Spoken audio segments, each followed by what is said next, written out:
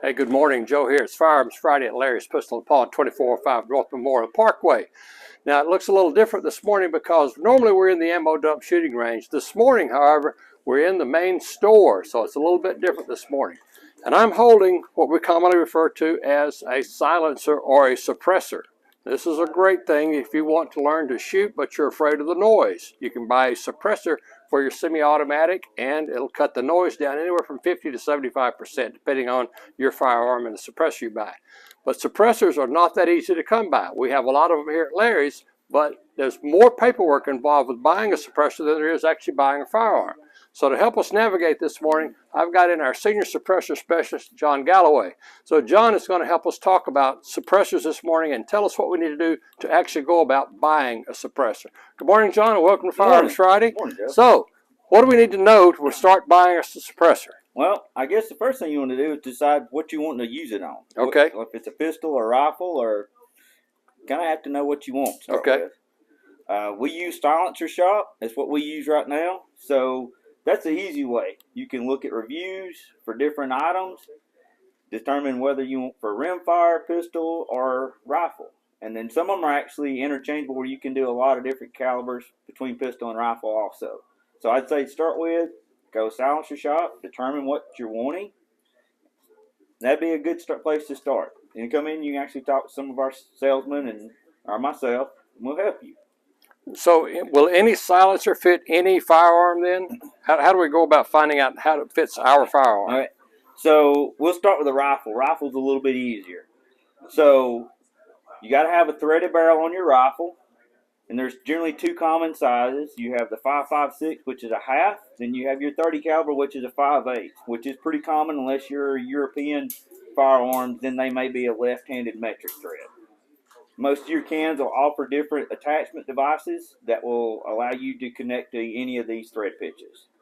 Okay, and you call it a can. That's our slang term for it, right? Can, because it's technically it's not a silencer. Right. It may be labeled, but it's more of a muffler. Right.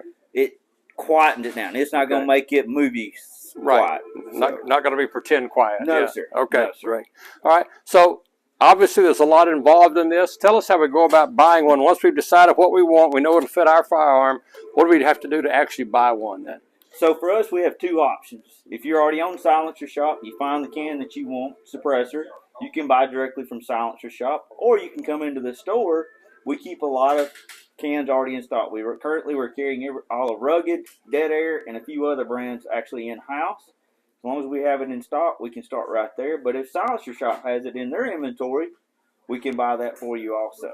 So that would be the first place you could either go to Silencer Shop or into the store to buy your suppressor. Okay, so we know when we buy a firearm, we have to fill out an ATF form 4473. What do we have to do? Do we do another 4473? We actually will do a form 4. So you'll come in here. We have the kiosk. This is the Silencer Shop kiosk right here. You come in, you'll create an account, and it'll take you through this where you do your fingerprints and you do your questionnaire. Basic same questionnaire that you have on the 4473, but this is for a form 4. Once you've completed this, your second step is to download the app onto your cell phone. Just whether it's a Google, Android, either one, go to your Play Store, App Store, Silencer Shop app, you download that. You can use, when you create this account, it'll give you this little QRF. You use that code also to log into your app. It does your picture for your form 4. So once you've got your kiosk done with your fingerprints, your questionnaire, then your picture is uploaded onto that. It all ties together. So then it's just kind of we've got everything done to that point. Starting January 1st, roughly in that time frame, ATF has started doing e-forms. They're doing still small batches. We're getting to do a few every day, every week. Once these e-forms are up and running, the ATF is saying 90 days from time of completion of your form till you have an answer. That is what they're still telling us. 90 days, you have an answer. The only other thing I've kind of skipped in is you have to pay the tax stamp for these items. So you have a tax stamp that you either pay us in-house or you pay Silencer Shop. It doesn't really matter. It works the same way. The only other thing you need to consider if you want to do this as an individual or a trust, and there's multiple ways of doing trust, the Silencer Shop has 2 different ways They're great. They're easy, very simple. So, and it's $25 for one trust, $150 for the other trust. So we can actually help you and work you through that if you need to. So. Okay, so there's a lot more involved than just filling out your 4473 like buying a firearm. You've now got to get a glamour shot of your face photo, and you've got to have your fingerprints also now. So there's a lot more involved. Now, you talk about this tax stamp. What is the deal with the tax stamp? What does that do for us?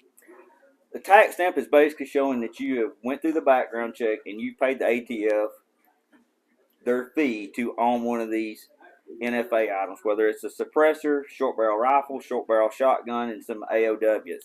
It's just your one-time tax for each item for the lifetime of it.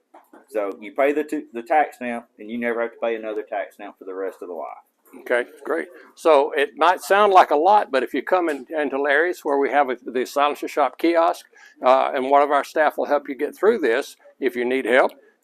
You can also go not only to this store, but also to our West store over at Greenbrier Exit 3 on I-565. As Mr. Larry says, by the big rusty water tower. Okay, there's a kiosk over there also, and they can help you with that. So there are a lot of these things available on the market. Here's a display that we have here in the store, and you can see some of the different ones we've got available here in the store right now. So the prices vary. They're about as much as a good quality pistol, it looks like. Yes, sir. But they're really useful. And if you have an aversion to the noise created by a firearm, such as a 9mm or a 40 cal or whatever, these can really help you calm down when you're shooting, and then you can learn to adapt to that noise over time. A lot of these suppressors, you can change the volume in them, right, John? You can change the length on them. The ruggeds call theirs the adapt system. A lot of the rest of them just call them a modular type platform. So you can make them shorter and longer. Okay.